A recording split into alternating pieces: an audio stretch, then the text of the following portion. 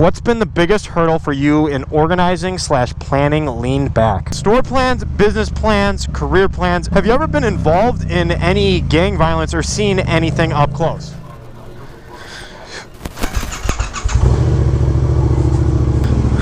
Bye guys.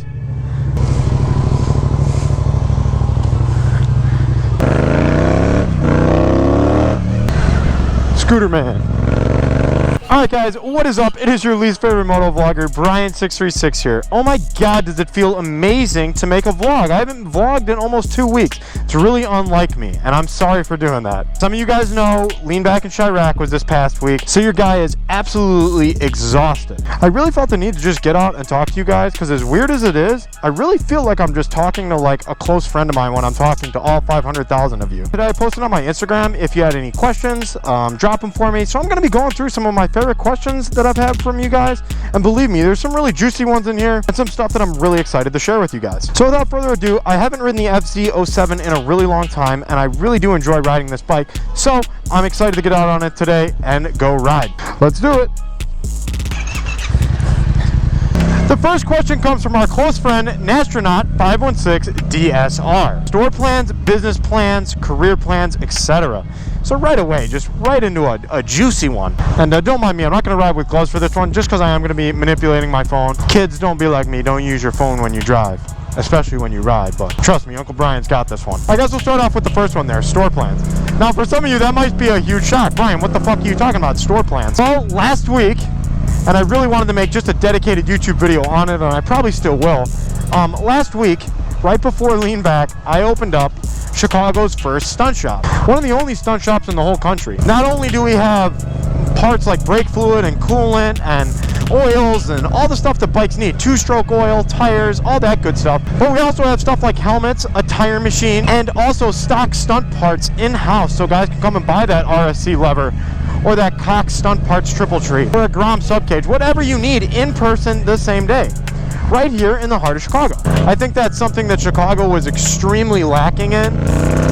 We have such an enormous motorcycle community here. However, a lot of the shops and parts dealers aren't within even 30 minutes of the city, and we're located within the city. So my dream was always to really bring that service to the city of Chicago. Not nearly for the money aspect, but mainly just because we're an extremely underserved city when it comes to motorcycle parts and service. Service stuff, I really don't see us getting into like motor builds or anything like that. Really, truly just tire changes, chains, sprockets, all that good stuff, and being able to order you your helmet or your jacket or whatever. So if you guys are watching this and you need a new Icon helmet delivered to you in Reno, Nevada, call that phone number down there and we can get it for you, man. It's always been a big goal of mine. It's always been something that I've wanted to do. How do you like that Yamaha bolt? This, the bolt? You like that one? Yeah, the bolts are cool. Like a 9-inch. Nothing's gonna go bad with it. It's a Yamaha. You'll be fine.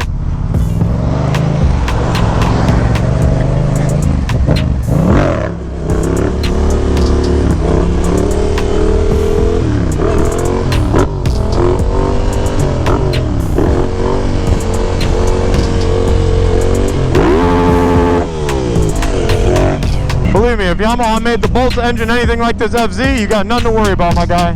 But I think career plans and business plans and store plans all go into that. I just want to keep seeing our city progress, keep seeing our sport become more legitimized, keep customer service and stuff like that at the front of people's minds. You guys have already kind of come to expect that with our clothing, so I want to do the same thing with parts.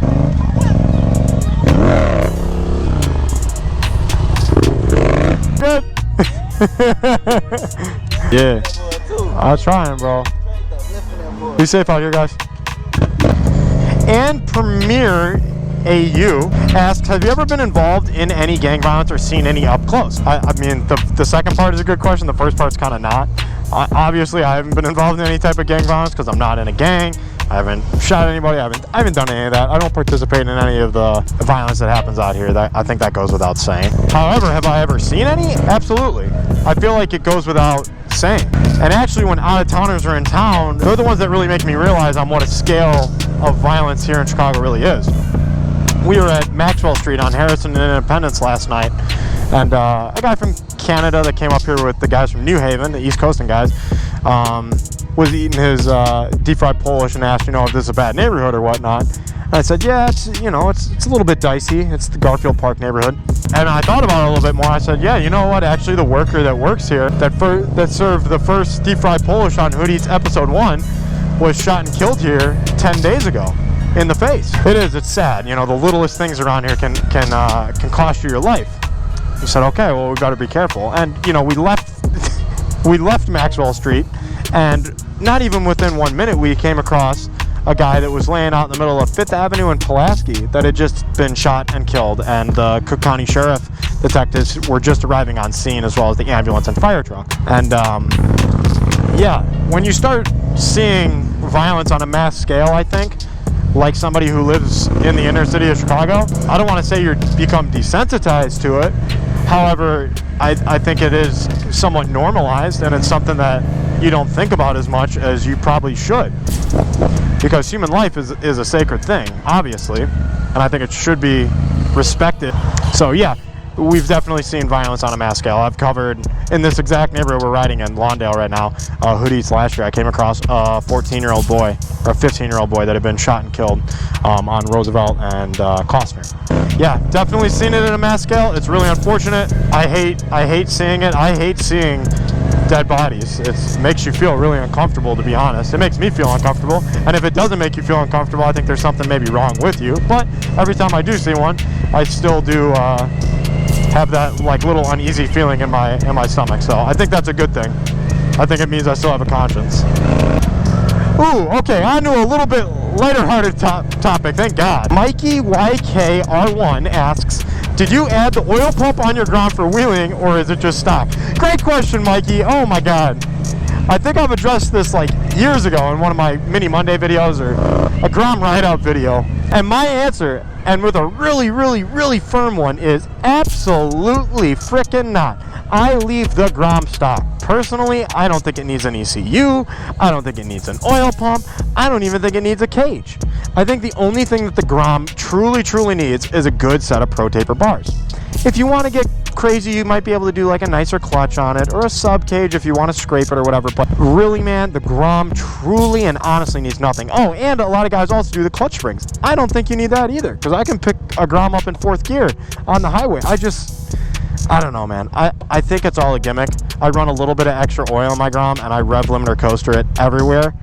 And so far, I haven't blown any motors ever in anything. I know I better knock on wood somewhere. This is all plastic, god damn it. This FZ. I remember last time I said that too. I think one of the oil pump companies that makes Grom oil pumps reached out to me and said, please let us send you a pump. We don't want to see your bike, you know, get destroyed or blah, blah, blah, blah, blah. And this was years ago. And I was really respectfully, I'm okay. If it blows up, I guess I've been proven wrong, but I think I've seen more Groms with oil pumps in their motors and built motors blow up than a stock Grom motor. Oh, what a good one, man. Colton Rayner. What do you have to be able to do to be a stunter? Oh my God, if this isn't like an old forum or a Facebook post most debated question ever, I don't know what is. I think that me and Elijah and like a couple other guys all came to the same conclusion on this one, and it's going to be something that a lot of you guys might not like. I'm telling you that right now. Personally, I think you have to be able to put a check next to each one of these lists, and if you can do it, then I think you can clarify yourself a stunter. But is there guys that can't do every single one of these that are stunters? I guess. I don't know. Whatever. First, most obvious, you have to be able to hold a balance point wheelie. Second, maybe not as obvious, you have to be able to circle wheelie. Third, stoppie. Fourth, burnout. Fifth, drift. I think if you can put a check mark next to all 5 of those, even if they're not the greatest circles or the longest stoppies or whatever, I think that's when we can clarify that person as that is a stunt rider. You know, they can do all those, but you know, if you can only do a burnout up against the wall and can do power wheelies, no, I don't think you're a stunter. I don't think you've earned that title just yet. And a lot of guys take it a lot more seriously than me. There's other guys that don't take it as serious as me. Whatever. I personally think that you have to be able to manipulate your motorcycle in those few 5 ways, and to really clarify yourself as, yeah, I'm a stunter. This is what I do. This is what I put my body and my bike through, and I've earned that title. Because there's a lot of guys that have, you know, life-changing injuries. There's guys that have spent hundreds of thousands of dollars on it. There's guys that have been laid up off of their work, lost their jobs, been to jail, all this stuff just to be able to call themselves a stunter. So, yeah, that's in my opinion. Drop down in the comments below, guys, on what you think defines a stunter, a stunt rider. What makes them a stunter? And I think the definition from that is yeah, being able to put a check mark next to those 5 things. And lucky for you, I got how-to videos on all 5 of those things. So go ahead and click on my how-to and tutorial playlist, and you too can learn how to do all this fun stuff on your motorcycle. Graffiti around here is just so awesome. The art that goes into it is just next level. I think graffiti is truly art. I know, and I understand it's illegal, but you're also hearing this from the guy that thinks stunt riding is truly a sport. And to some people, it is also illegal, but I think it's a form of an expression, and it's really cool. If you guys have any good graffiti artist vlogs for me to watch on YouTube while I'm gone traveling or anything like that, drop them down in the comments. I would love to watch some of that. Oh my God, another great one. I don't want to go off on a rant on this one, but man, Shirley Temple Rides asked, what is your pet peeve during rides? Woo! I think there's like 2 or 3 that really make the top of the list here. So I'll just go ahead and say it. I think the number 1 is the guys that ride on the sidewalk and drive into oncoming traffic for no reason at all. It's not like there was a big accident and guys are trying to get to the front or something. No, I'm talking about we're on a road like this. There's nothing in front of us, and there's a guy in that lane going against traffic. Like, what are you doing? That drives me crazy. That and riding on the sidewalks. I think my second would probably be the power wheelie guy, the guy who comes to a stunt ride to learn how to do something, or not to learn how to do something, but is doing something that he's not really proficient in. You know, the guy on a stock CBR 1000 at the front of the pack doing power wheelies, almost taking out guys who have been doing this for a living for 5, 10, 15 fucking years. You're not impressing these guys, man. I'll just tell you that. How am I going to be telling you guys about stunt riding and not do anything? God damn. Gotta love this FZ's power. And you gotta love its limiter. Up to knee knocker. Feels really good, man. I sure do love this FZ. Drop back knee knocker. Yeah. That's the good stuff, people. It's like a big fucking 450, or a Grom even. What a fun bike. What a fun bike. And I think third, and this is kind of goes with the guy that's up front that doesn't really know what he's doing, is people that go up front at these rides that have no idea where this ride is going and isn't leading it. And I'm not just talking about here in Chicago, I'm talking about everywhere. When I'm out of town at rides, I always make sure to know who's somewhat leading this ride, who a couple of the local guys are that know the route, and keep my eye on them. Even if I end up a little bit in front of them after doing a stoppie, I slow down and let them keep going. But the guy that gets up front and tries to take the ride somewhere else that is totally irrelevant, like, you know, the guy who's leading it's trying to turn us left and some guy goes blazing up front and half the pack follows him. Yeah, that's super annoying. So I think those 3 things are the things that really, they're just my pet peeves. They're something that, you know, I'll talk to with guys about every now and then, but most of the time, they're just pet peeves. You don't say anything, you just fucking shrug your shoulders, oh, whatever. Sportster Vic, man, this is a good one. What's been the biggest hurdle for you in organizing/planning lean back? Wow. The biggest hurdle. I think there's been a lot of hurdles over the years of running and trying to plan a ride with Elijah. I think the biggest obstacle to overcome is just realizing who stunt riders really are. Like, they're like little gremlins, and they come into your city, and sometimes they listen to you, sometimes they don't. Sometimes you'll tell them to not go somewhere, and they're going to go somewhere. Sometimes you tell them to, you know, keep the hotel chill, and they're not going to keep the hotel chill or whatever. Trying to organize and orchestrate and put your name on something with everything from hotel owners to police chiefs to bar owners to restaurants. Like, there's a lot that goes into hosting a ride that large at a scale like that, and for there to be no deaths and no arrests and minor injuries with thousands of riders, I'd consider that a success. And to this day, we haven't had anybody die on the ride. There's been a couple of arrests at Lean Back over the years for, you know, guys doing just ridiculous shit, you know, downtown at 1, 2, 3 in the morning, throwing fireworks or trespassing, or there's some stupid shit that I just cannot control. It's not easy, and I would 10 out of 10 not recommend doing it, but it's something that we wanted to do for, you know, years ago, and something that is become a tradition at this point, and something that I still feel like I get fulfillment out of. You know, I love seeing the younger guys, these 15, 16, 17-year-old guys, take a lot of pride in the fact that they ride from sun up to sundown, and they're from the street capital, and they got a lot of pride in what Chicago is, and that makes me extremely happy. Love seeing it. Love seeing the young guys bring up the next generation, who's going to bring up the next generation and the next generation, because at the end of the day, if you don't have that, then your scene will die, because guess what? Newsflash, when you're fucking 50, 60, 70 years old, guess what you're not going to be doing? You're not going to be hosting Ride of the Century, or you're not going to be hosting West Coast Connection. So you need that next generation, man. And guys, I really do feel like I have to emphasize this again. I'm sorry that I didn't put out a video in almost 2 weeks now. That's really unlike me, and I'm doing my best to get back on track. But understand, in between the store and Lean Back, like, I'm not trying to sound like I'm complaining or anything, but I've never worked so hard in my life. I really haven't. And your boy needs some rest. It's been a stressful couple of weeks. How much a bike like that cost? How much it costs?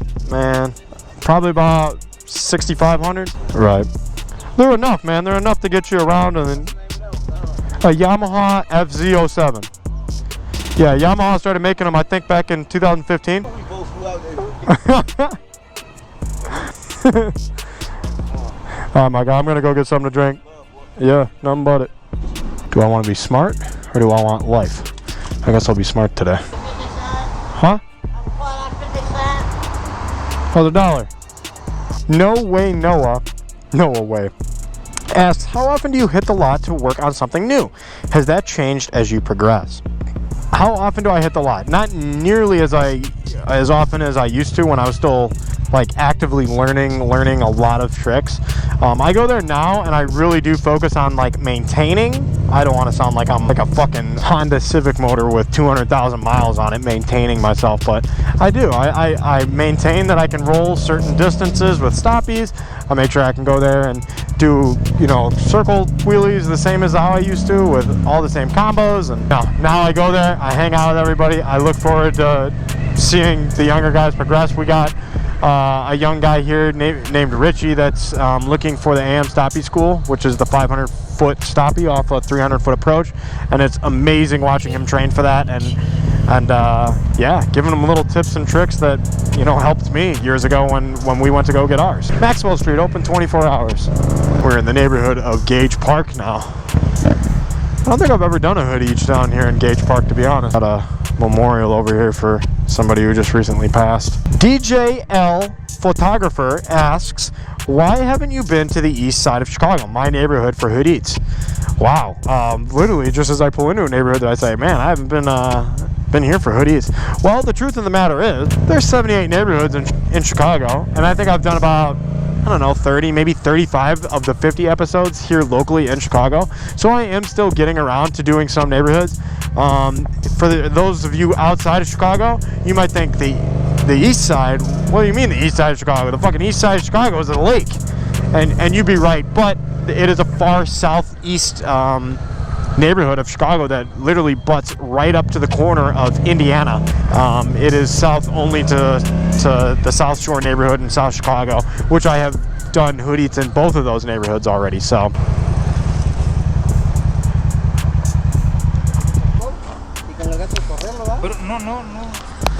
it can't turn at all. He's gone. Did you call the police? Yeah, he called it.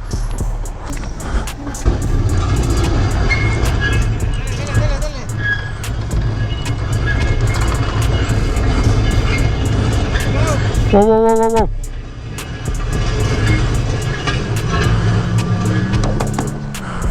The whole tire came off.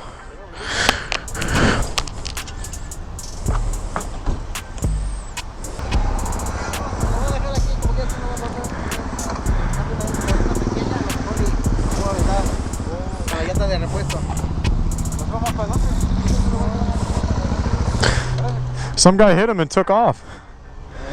I know, it sucks. Some black Nissan Altima hit him. Hi, good boy. Yeah, that Nissan Altima took the fuck off though. Yeah, probably had no insurance or something like that. I see him with his lights. He's like barely moving down 55th.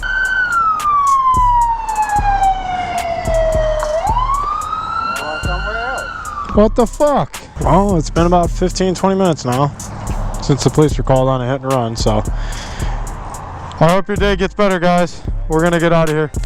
Yeah, absolutely. I hope the police come. Yeah, you need to make police report, yeah? Alright, hey. Yeah. That's crazy, man. Literally, like the car took off down the alley, we gave them a description, everything, and there's nowhere here. They're nowhere. It's just another good reason that you know, pro-police, you can be pro-police, but man, you got to take care of your own stuff. Oh, there's a dog in the middle of the street. Go on, buddy. Go on, buddy.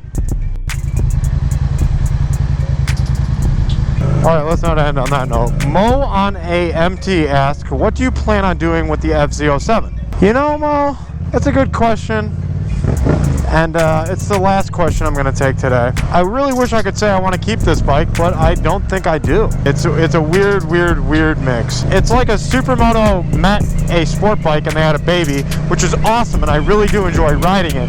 However, I have a supermoto when I feel like riding a supermoto, and I have a street bike when I feel like riding a street bike.